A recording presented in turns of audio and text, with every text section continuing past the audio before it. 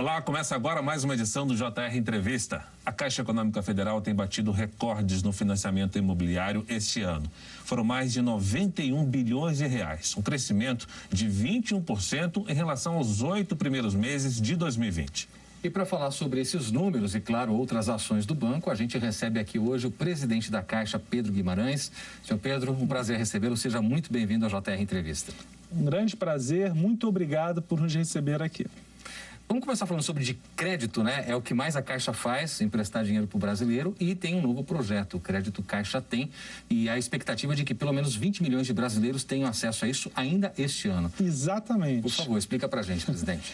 O Crédito Caixa Tem, ele é uma continuação dos pagamentos sociais que começamos com o auxílio emergencial pelo aplicativo Caixa Tem.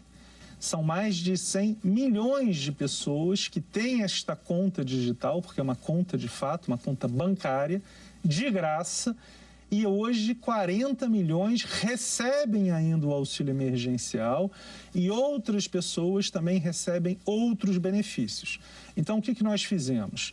Temos um aplicativo, isto reduz muito o custo operacional, porque as pessoas podem tomar esse crédito pelo celular.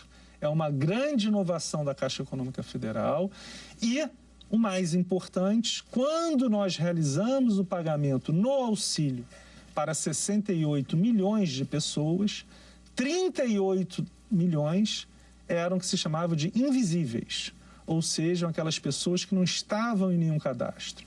E por que isso é importante? Por dois grandes motivos. Primeiro, que estas pessoas, por não estarem em nenhum cadastro, pagavam as maiores taxas de juros de crédito de 15% a 20% ao mês. Então, não é que elas não tomavam crédito, é que elas não tinham histórico e tomavam na taxa mais alta. E o segundo ponto, a grande maioria são de trabalhadores informais.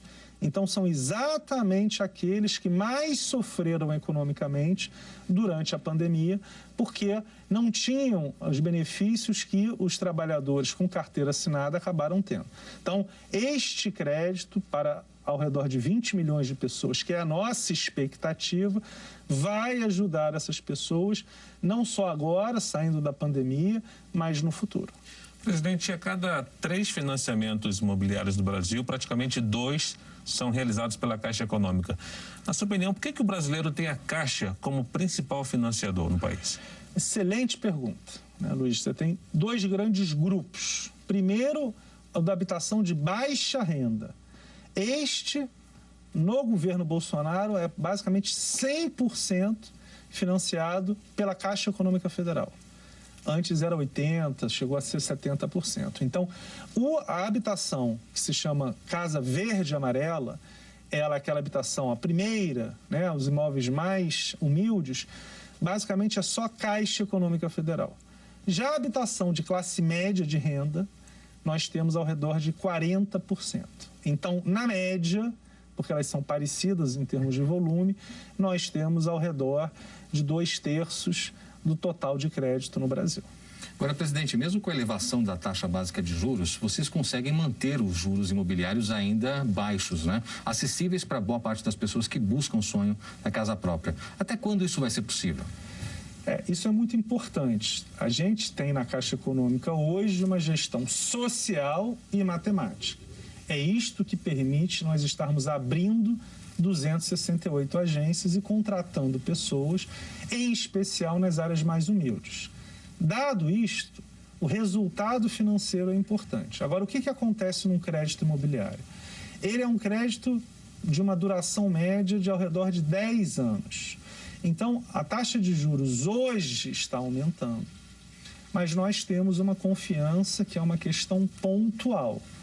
Então, isso é muito importante. Taxas de juros longas e altas, elas têm um impacto negativo, sim, na oferta de crédito, porque aumenta o custo para as pessoas. O que a Caixa está fazendo? Nós estamos fazendo, paramos de reduzir, o que a gente tinha feito era reduzir o componente que a gente chama de spread, ou seja, é uma correção mais alguma coisa, então nós fazíamos a correção da poupança e a taxa mínima era de 3,35. Baixamos essa taxa mínima para 2,95, ou seja, o ganho em cima da remuneração do spread reduziu-se, mas como a taxa Selic, que é o Banco Central que define, aumentou muito, tem aumentado por causa da questão da inflação, houve um aumento dessa taxa de crédito. Agora, objetivamente, nós emprestamos ano passado 116 bilhões de reais em crédito imobiliário, foi recorde. Neste ano devemos emprestar 130 bilhões de reais e ano que vem pelo menos 140 bilhões de reais. Então, no ano da pandemia, a gente bateu o recorde de empréstimos, entendemos que ajudamos a manter 3 milhões de empregos diretos, porque se a gente botasse o pé no freio, desorganizaria toda a parte produtiva do segmento imobiliário e nós temos uma inadimplência que é uma das menores da história. Então, de fato, a inadimplência está baixa e a Caixa está fazendo o seu papel social, que são as menores taxas de crédito imobiliário do mercado, e econômico, porque estamos fazendo isso, ganhando dinheiro para poder continuar a emprestar, abrir agências e contratar pessoas. Presidente, já está em operação uma nova linha de crédito direcionada especificamente a profissionais da segurança pública pelo programa chamado de Habite Seguro. Como é que funcionam as condições especiais desse programa e como é que o senhor responde também às reclamações críticas de outros setores que dizem que esse tipo de operação poderia ser estendida também a outros segmentos? Tá, ótima pergunta também. As perguntas são muito importantes, né? E obrigado por fazer. No Habite Seguro, que começou no dia 3 de novembro agora, né, o que acontece? São 2 grupos de ofertas. Tem um grupo que quem faz o aporte é o Ministério da Justiça, num fundo específico deles, de 100 milhões por ano, que eles aportam para fazer o subsídio. Então não tem nada a ver com a Caixa. Então a primeira resposta é: para se ter o subsídio, que normalmente é dado na entrada, quer dizer, qual é o grande problema de uma operação de crédito imobiliário? A entrada, porque as prestações normalmente são inferiores ao aluguel. Então, quem paga aluguel, normalmente, se não tivesse que pagar a entrada, compraria uma casa porque a prestação é menor. Então, essa questão do Habite Seguro em relação a esses 100 milhões que o Ministério da Justiça está direcionando para esse subsídio é exclusivo do Ministério da Justiça, porque é o Ministério da Justiça que fez este aporte. Então, essa é a resposta de por que não em outros. Por outro lado, existem mais 4 outras questões que nós reduzimos taxa, permitimos, por exemplo, 100%, ou seja, não ter entrada no imóvel retomado. Tudo isso vale para qualquer segmento. Então, o que a Caixa fez? Quando anunciou o Habite Seguro, estendeu a qualquer pessoa esses mesmos benefícios. Agora, o benefício de reduzir ou acabar com a entrada, que é um subsídio, que vai até quem ganha R$7 mil e R$300 mil na compra do apartamento, o valor do apartamento. Isso é com o Ministério da Justiça e outros segmentos deveriam ter dos seus ministérios quando tenham algum tipo de fundo, como era o caso do Ministério da Justiça, que tinha um fundo específico para isso. Agora, o senhor prevê que a Caixa se transforme dentro de 2 anos no maior banco do agronegócio. O que tem sido feito nesse sentido? Quais são os projetos nessa área? Nós já estamos abrindo 100 novas agências, inclusive estive no Maranhão nesse final de semana. Nós abrimos em Vitorino Freire, né? Andamos 9 horas de carro, saindo de São Luís no sábado, mais 9 horas de carro no domingo para voltar, e andamos por 6 cidades, pelo menos, paramos, e foi muito impactante, porque nós abrimos uma agência que teria uma conotação mais social, mas indo lá, conversando com os clientes, com as pessoas, nós percebemos que ali tem um crescimento agrícola muito grande. Então, vamos analisar a abertura também de uma agência agro lá. Então, são 100 agências agro que nós já aprovamos, mas devemos aumentar mais de 200 agências agro. Como elas não têm essa parte financeira do dinheiro, é muito mais uma agência negocial. Então, primeiro ponto, é uma presença maciça na parte agro em todo o Brasil. Todos os 27 estados, 26 do Distrito Federal, terão pelo menos uma agência agro. Isso é uma questão de Brasil, né? A Caixa é o banco de todos os brasileiros. Segundo ponto, e mais importante eu diria, nós não vamos focar nos grandes empresários. Da mesma maneira que essa gestão trocou, e ao invés de focar nos grandes empresários nos outros segmentos, focou nos micro e pequenos empresários, no agro vai ser a mesma coisa. O Pronaf, que é aquela parte para os pequenos produtores, e os médios produtores, em especial, para transformar a parte econômica, por exemplo, com silo, armazém, a parte também de correção de solo, que é muito importante, irrigação. Então, são todos créditos de 10, 15 anos e com 3 anos de carência. E por que isso é importante? Para dar tempo do capital de giro e deles continuarem e conseguirem pagar. Presidente, a gente está passando por um momento de transição no principal programa social do governo, que é o Bolsa Família, passa agora a ser o Auxílio Brasil. Em termos operacionais, na Caixa Econômica, existe alguma mudança, alguma diferença, ou os procedimentos serão os mesmos para os beneficiários? É interessante essa pergunta. Quando, em abril, 2 de abril de 2020, nós tivemos MP do auxílio emergencial, no dia 3 ela foi sancionada, né, e a gente começou a pagar no dia 6 de abril, 3 dias depois. No dia 30 de abril, a Caixa já tinha pago 50 milhões de brasileiros. E como foram vários programas, você teve o bem de manutenção do emprego, uma antecipação do FGTS emergencial, nós pagamos 108 milhões de brasileiros. Chegamos a pagar 90 milhões de brasileiros por mês. Então, o que eu estou te dizendo? Nós já temos um aplicativo, que é o Caixa Tem, testado. Nós já conhecemos as pessoas, elas já têm conta, nós já temos a organização normalmente por mês de pagamento, então a Caixa não terá nenhum problema do ponto de vista operacional. Basta que a gente saiba qual é o programa, quem vai receber e quanto vai receber.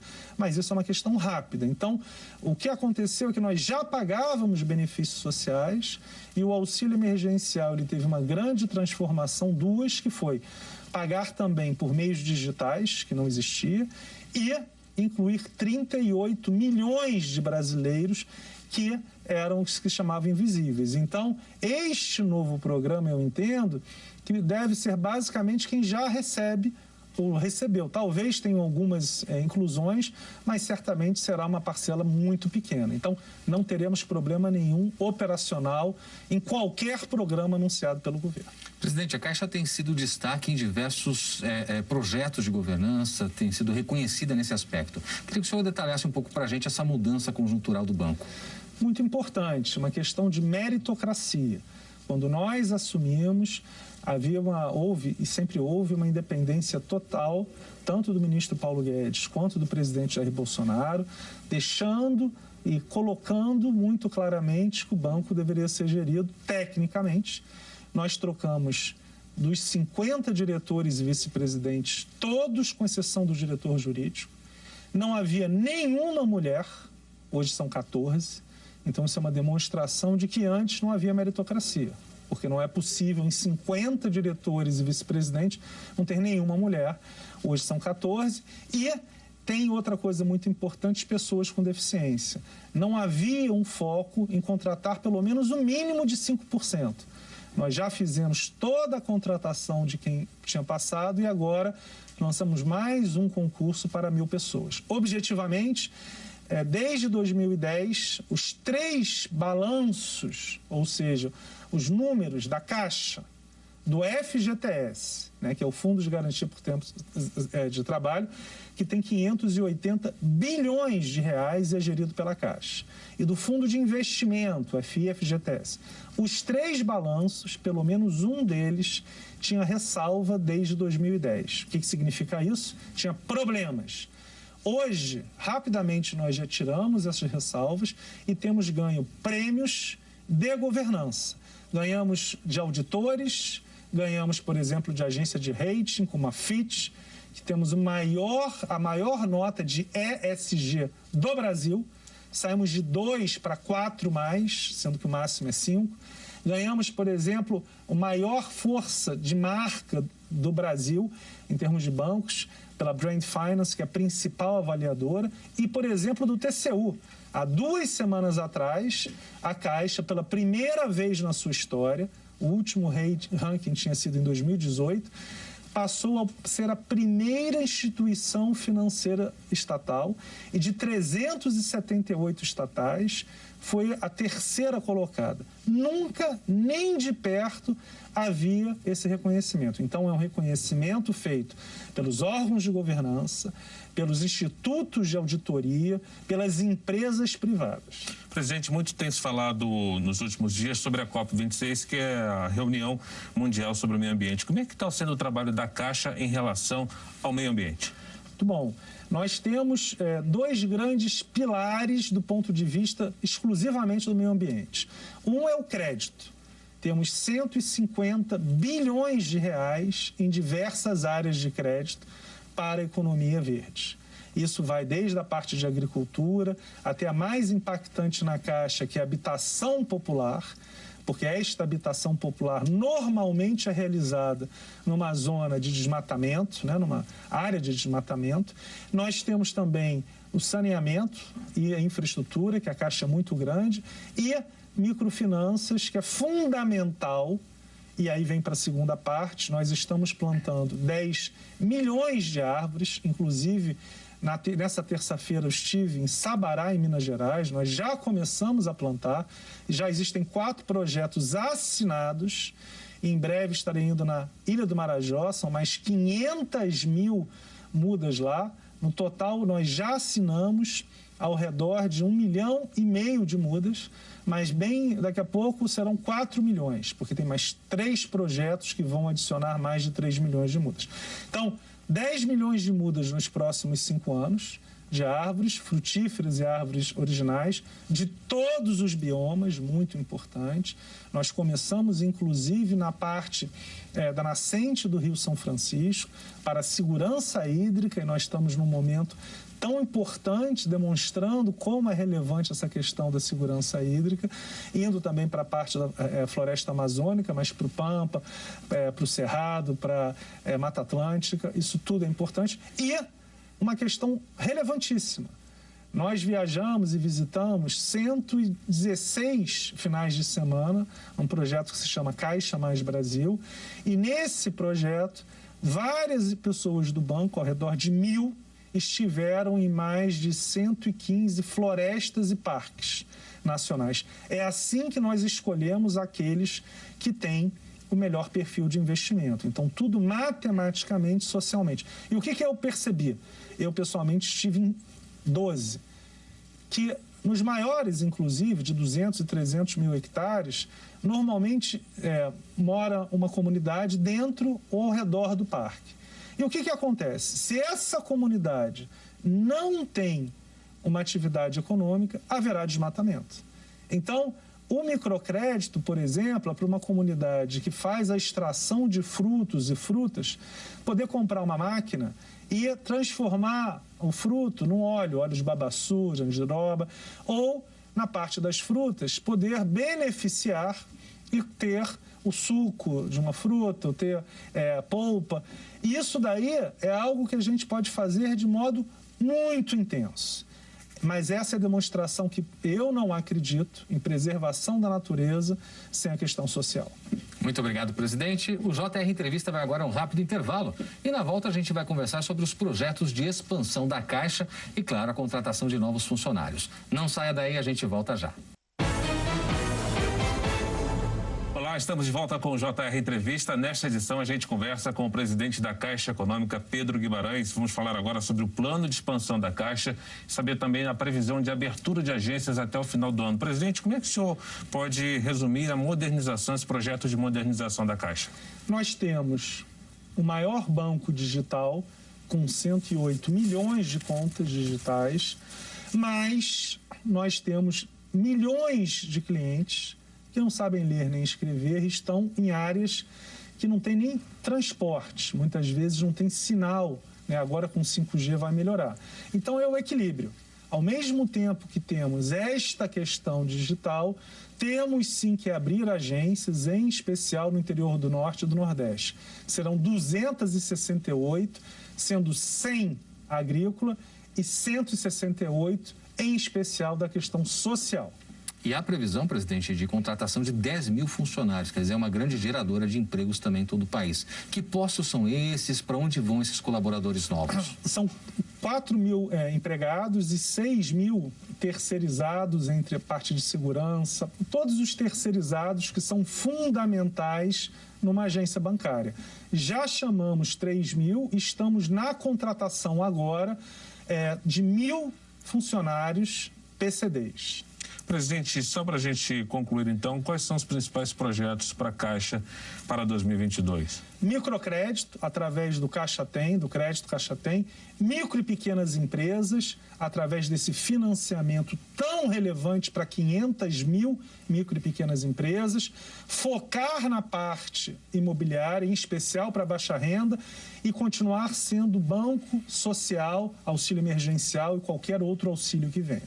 Ok, presidente, o JR Entrevista fica por aqui. Nós lembramos que você pode assistir ao programa na Record News às 7 da noite. Também no Portal R7, no Play Plus, no Jornal da Record, no JR 24 horas à meia-noite e meia e, é claro, em nossas redes sociais. Mais uma vez, presidente Pedro Guimarães, muito obrigado. Prazer recebê-lo aqui no JR Entrevista. Muito obrigado, um grande prazer estar aqui com vocês. Obrigado também a você que esteve conosco nesta edição. A gente se encontra no próximo programa. Até lá.